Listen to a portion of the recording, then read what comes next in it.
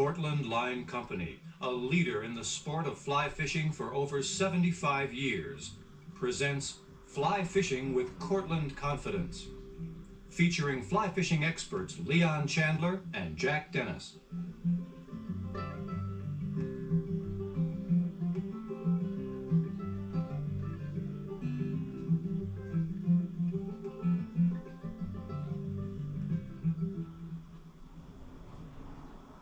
Hello everybody, I'm Jack Dennis, and I'm here with my friend Leon Chandler.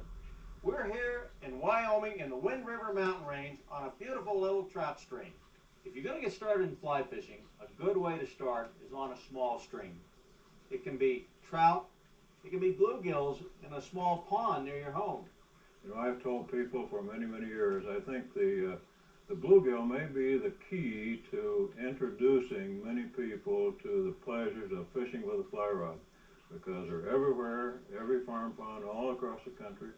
They're not selective, and especially for youngsters, little popping bugs or little wet flies and a light fly rod is really the introduction to a lot of fun. I think fly fishing is just more than catching fish. Being in the great outdoors, sharing it with nature. And we're going to give you that love of fly fishing. We're going to teach you how to do it. And it's no great mystery, is it, Leon? One of the things that bothers me is that so many people who are not now fly fishing are not doing so because of a perception that it's very difficult, that it's very expensive, and you fish only for certain species of fish, none of which is necessarily true, and I hope that we can open up some doors. We're going to do that.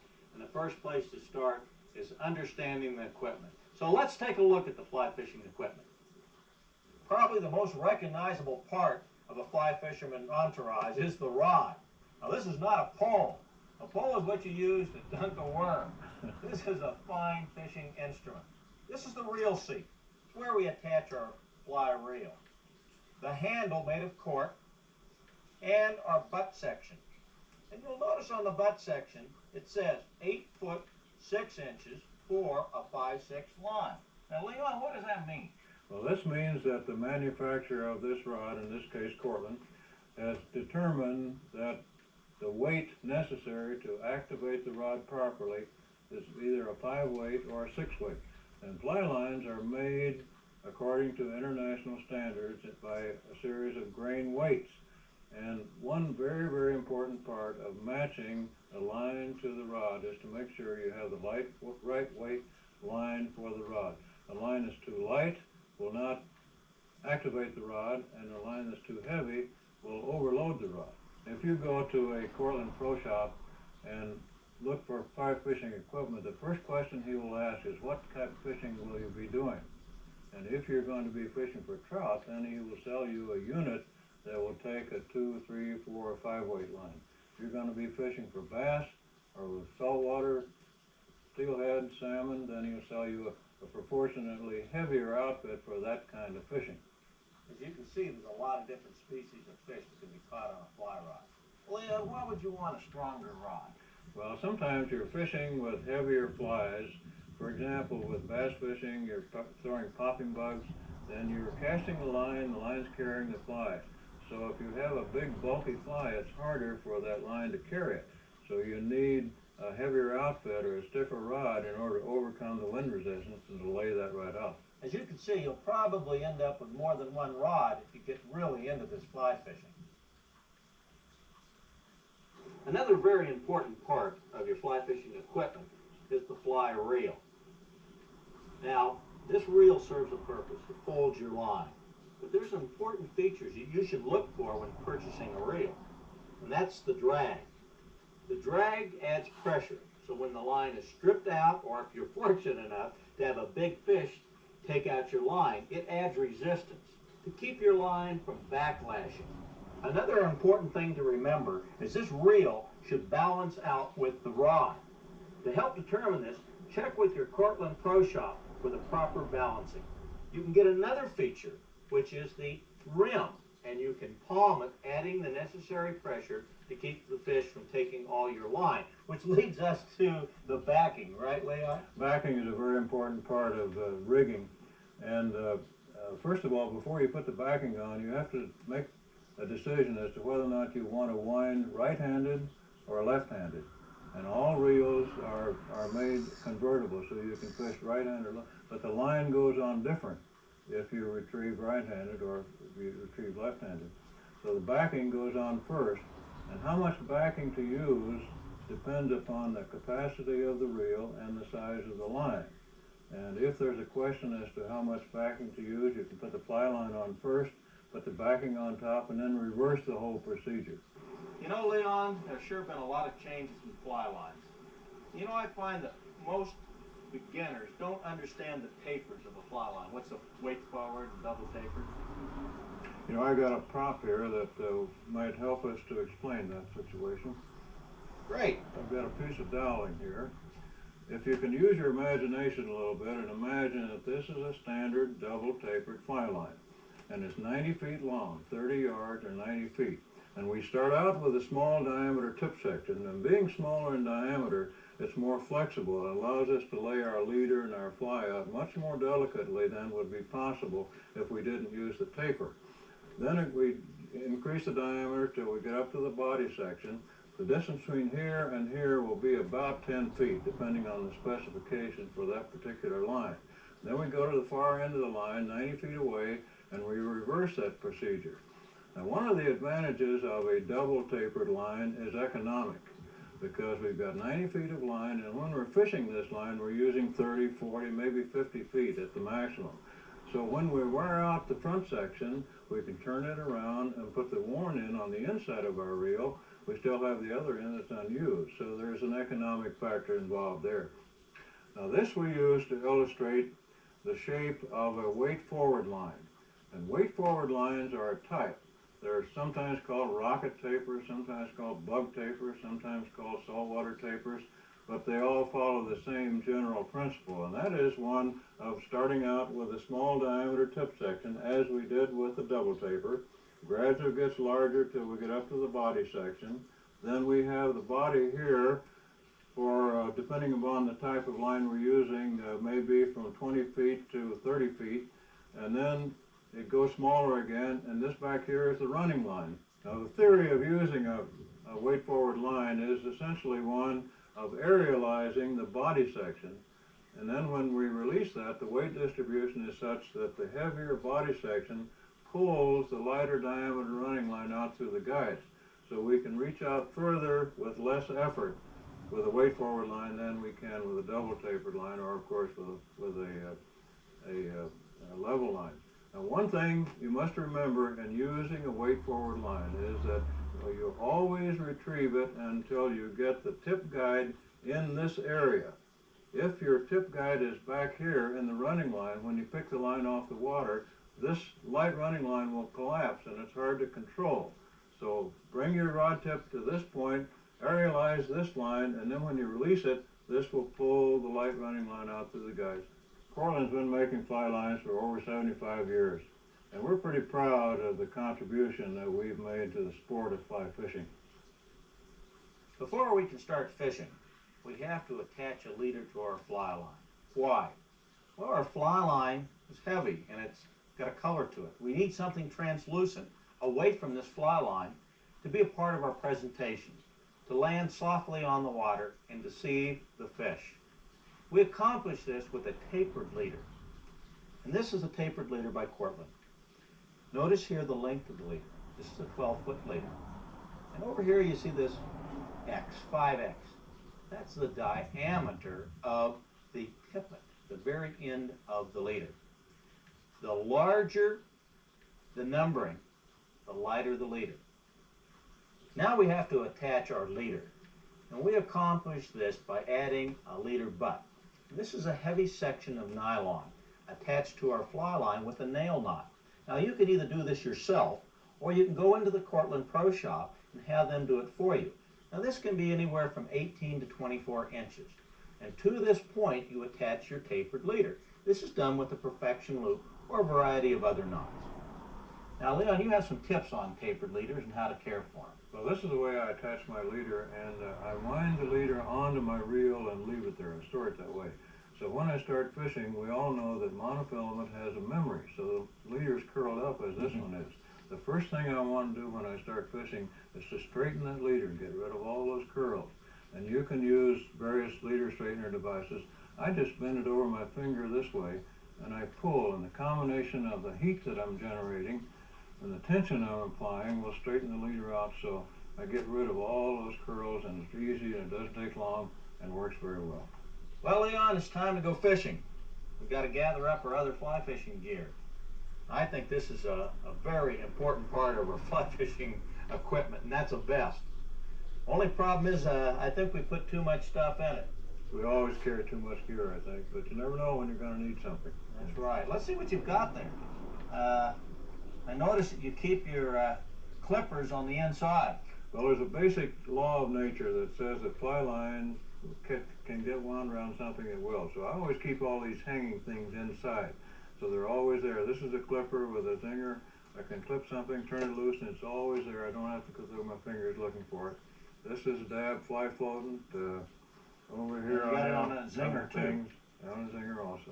And I see you've got boxes of flies. Always boxes of flies. And I like these Cortland lucite boxes because they're so light. Yeah. There's a whole world of accessories that you can fill your vest full of.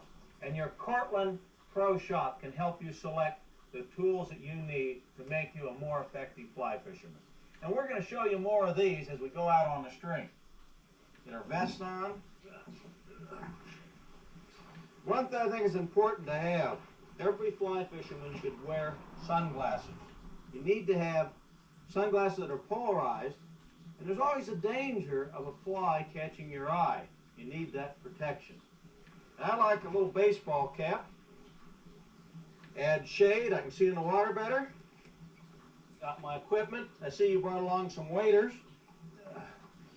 And some wading shoes. Yep.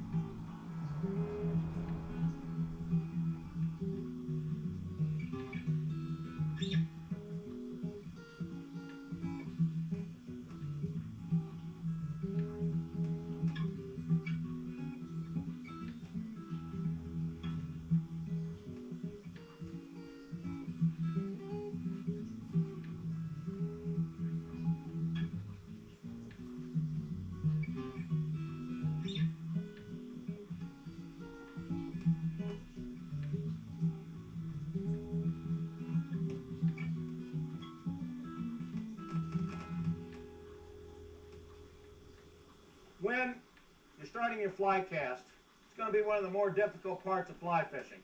First of all, you place the rod in your hand just like you were making a handshake. Visualize that we're standing in a clock. This would be 9 o'clock. 10, 11, 12. We have 2 strokes, the acceleration, letting the line straighten out behind us, and the power stroke, applying power and coming through. So we go back to our stroke. 9 to 12, stop, let the line straighten out, and then come forward. For those of you that have spin fished before, you're going to try to power the line like this with your wrist.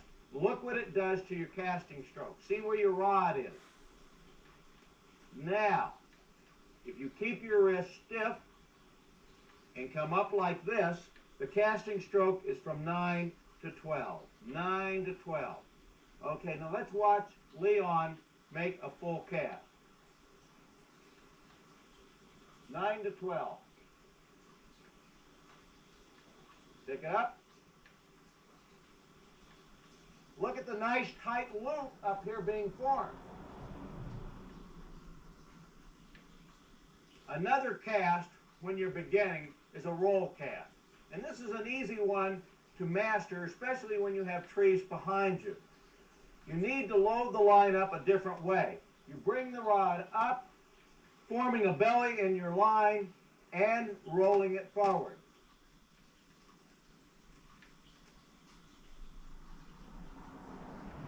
Another way of utilizing the roll cast is called a roll cast pickup.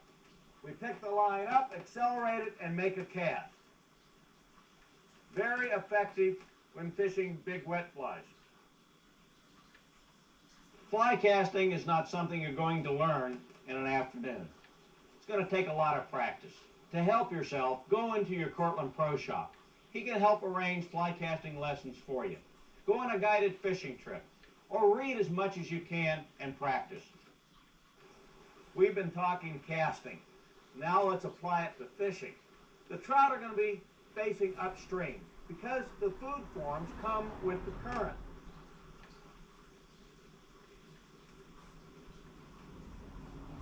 Leland, how are you going to approach this? Well, I'm going down below and come in very cautiously to keep my silhouette low. And I'm going to fish the back of the pool first because there might be fish lying in there. Now, I think the best spot will be where the current ebbs.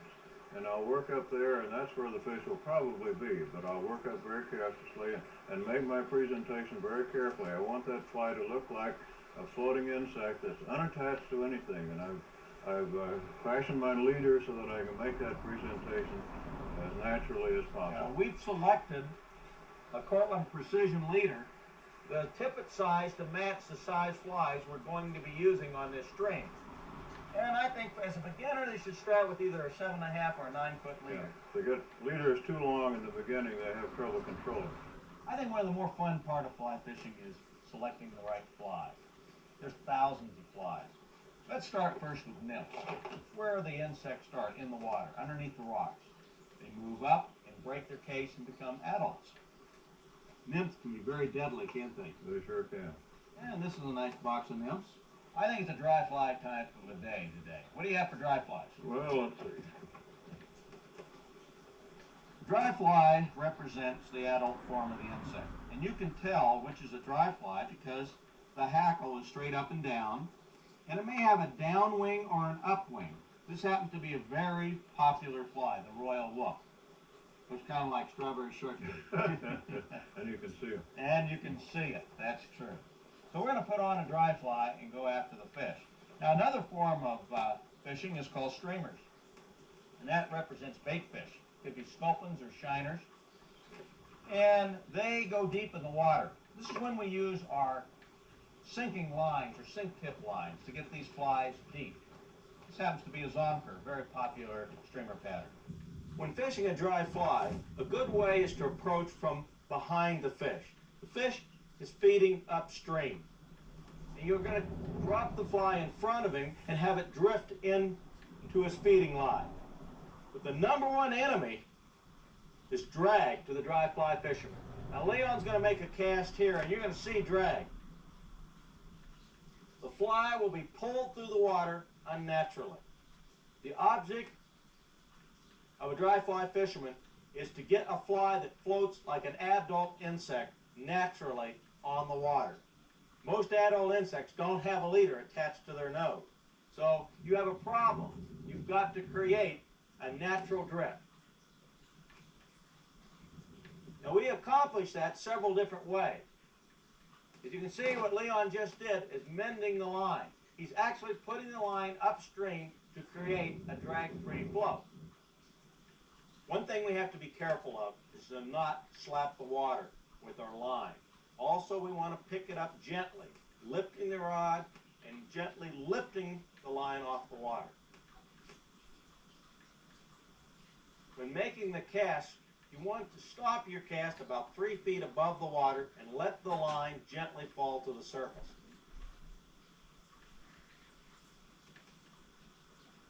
The line's going to move back towards you, and you have to compensate for that. As you can see, Leon is stripping line in, keeping a tight line, but not so tight that it drags the fly. This will take a lot of practice. It'll be especially hard when there's lots of rising fish, and you'll be concentrating on the fish and not on your cast.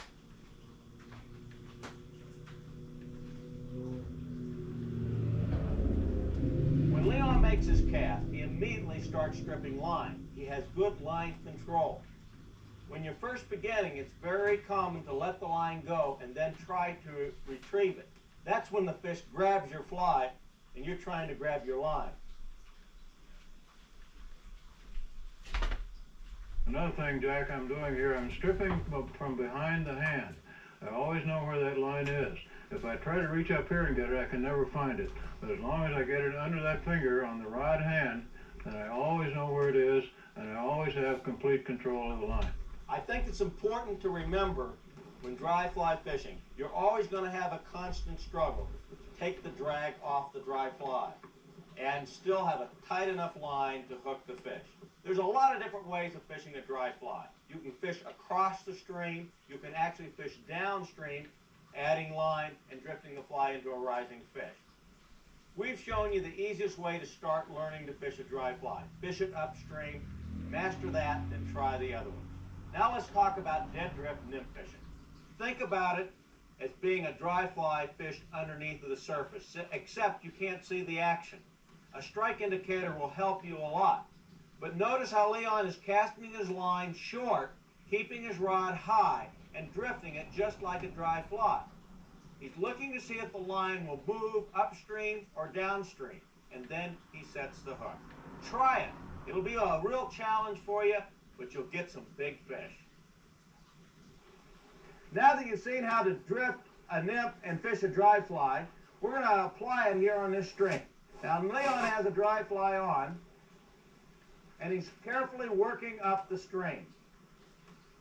Notice how he's stripping the line back, following the dry fly with his rod tip.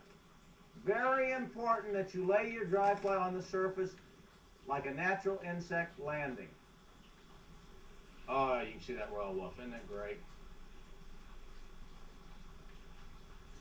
See that fish rise right up there? So put it a little ahead of him. Let it drift down. All right. Ooh. Okay. Aren't trout fun? And this is a perfect way, I think, when you learn to fly fish, is go to a small stream. It doesn't have to be big fish. It's a good way to learn how to get into fly fishing. Out it goes. We got the fly. And the fish is going to be released so we can come back and catch him, or somebody else can catch him and have the same fun we did. And let him swim out on his own power, and there he goes. All right. Good fly. Great experience. And this is what fly fishing is all about. To cast a fly to a rising fish, hooking, playing, and releasing.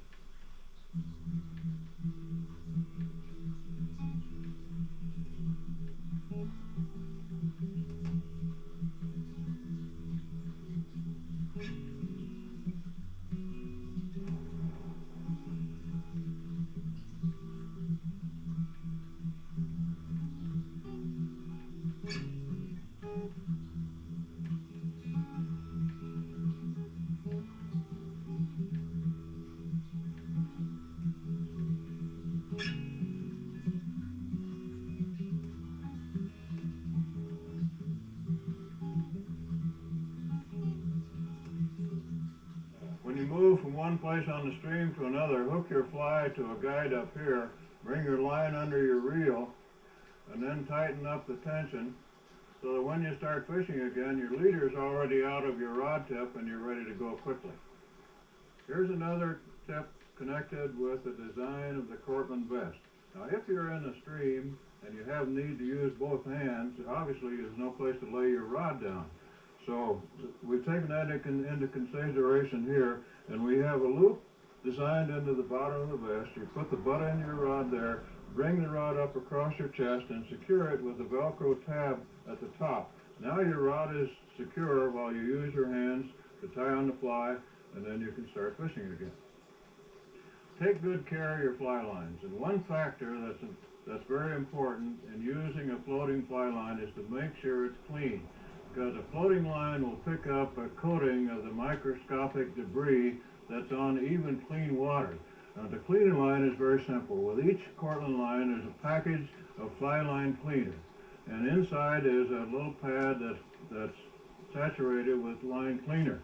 And to clean the line, all you do is to bend the pad over the line and pull it through, and I do this religiously each time before I start fishing. That will take off the microscopic debris that's on the surface and will leave a film of lubricant on the line to make it move through the guides. Very, very important in line care and performance.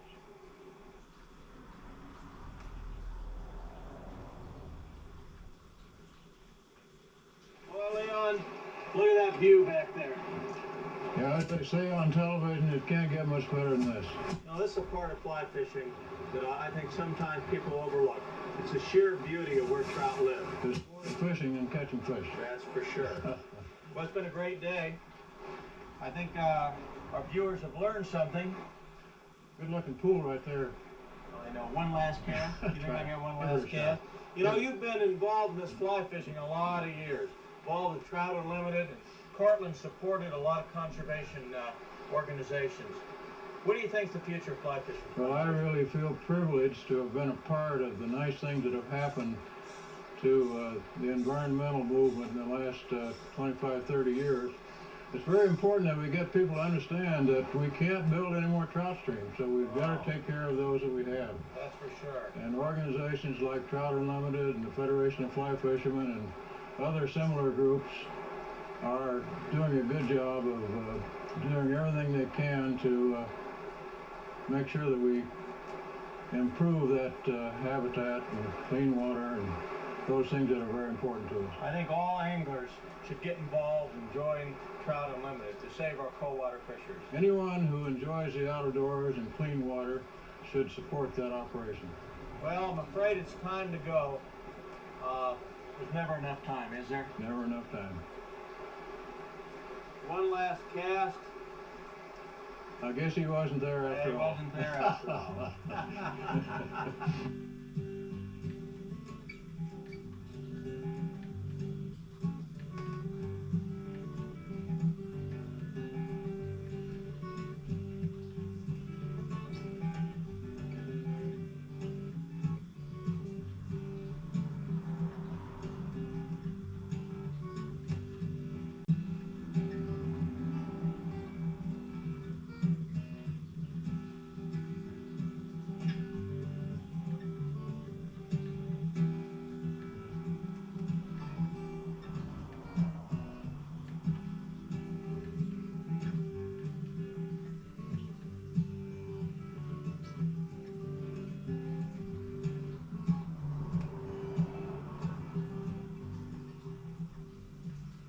The Cortland Line Company is proud to manufacture over 350 different fly lines.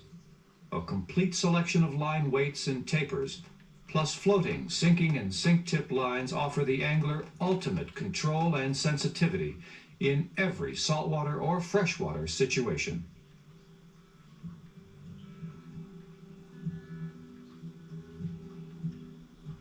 Cortland hopes you have enjoyed this presentation.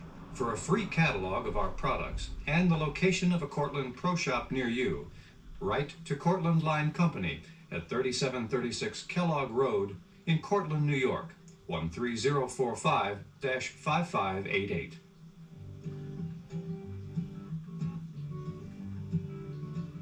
For over 80 years, Cortland Line Company has supported the sport of fly fishing by contributing to organizations such as Trout Unlimited, the Federation of Fly Fishermen, Brotherhood of the Jungle Cock, and many other conservation organizations that are helping to preserve the fly fishing tradition. Cortland hopes that you get involved with local organizations, and Cortland urges you to share these traditions with our younger generation.